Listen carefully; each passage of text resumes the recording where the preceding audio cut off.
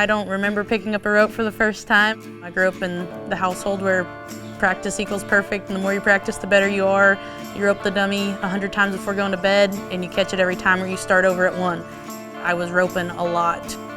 Before Taylor Munsell became a staple at the top of the breakaway world standings, she was a team roper.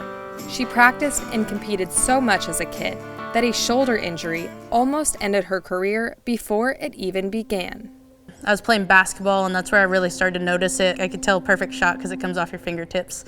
And then I started not being able to feel the shot come off my fingertips type of deal. And that's really where I started to notice it.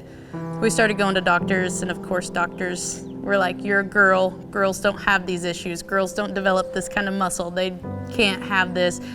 We end up going to the thoracic doctor in Oklahoma City. He lifts my arm above my head, feels for my pulse, and it instantly loses my pulse. And he's like, yeah, this is bad. He said, going forward, you could throw a blood clot, you could lose your arm, you could have a stroke, like it could cause a lot of things. The diagnosis of what I had was thoracic outlet syndrome. 2 weeks after graduating high school and 2 months before going to college on a full-ride rodeo scholarship, Munsell went into surgery to save the future of her roping career. They put me under, they went in through my armpit, they cut into my chest, they took out the top rib on the right side, debrided a bunch of torn up pec muscle from rubbing on the top rib, and then they also did a rotator cuff repair while they were in there. I woke up and he came in and he asked me how I was doing, and I said, I feel like I got in a knife fight and I ran 200 steers. He said, well, you did get in a knife fight and I won and you lost.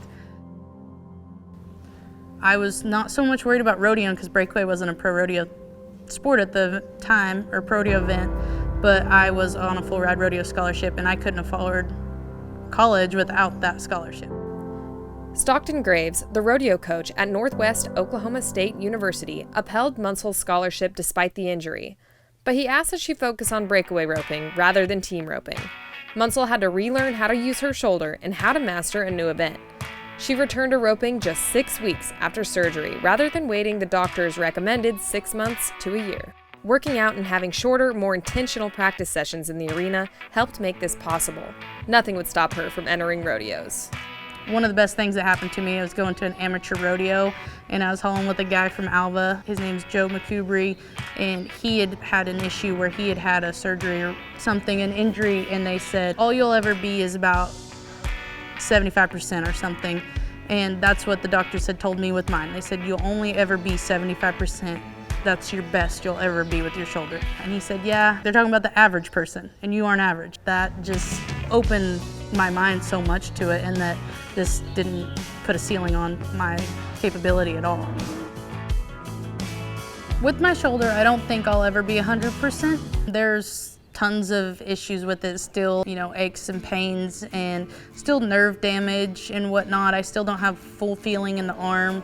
It's constant that I do rehab. I still work with the same physical therapist. I have a massage therapist. I go to the trainers and rodeo sports med at almost every rodeo. There's a lot of maintenance I do on my own to keep up with it, working out. A lot of the small things are like I always sit on the left side of a plane. I don't sleep on my right shoulder. I always make sure whatever I do, I don't sleep on the right shoulder. I don't drive with my right arm. I don't lean on my right arm when I drive. There's a whole bunch of things that have just become mindful for me now to save it. Thankfully, I had all this happen before my career started. Munsell qualified for the National College Finals Rodeo her junior year, where she set an arena record. She qualified again her senior year and won the College National Finals Rodeo in 2019.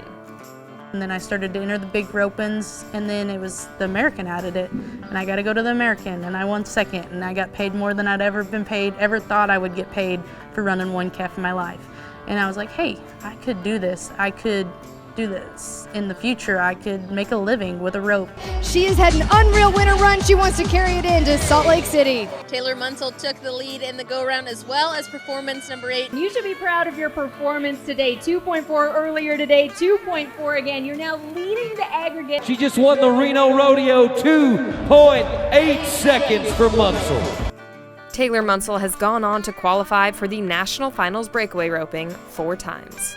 You can have setbacks. There's no certain age you have to start at. Like, I didn't start roping calves. I didn't want to breakaway until I was 20 and before I decided I was going to be serious. And that was after a major shoulder reconstruction and setback. People don't know that side of me. Most people know this side of me. It's cool that I can give that insight to people that are also kind of have the same struggles.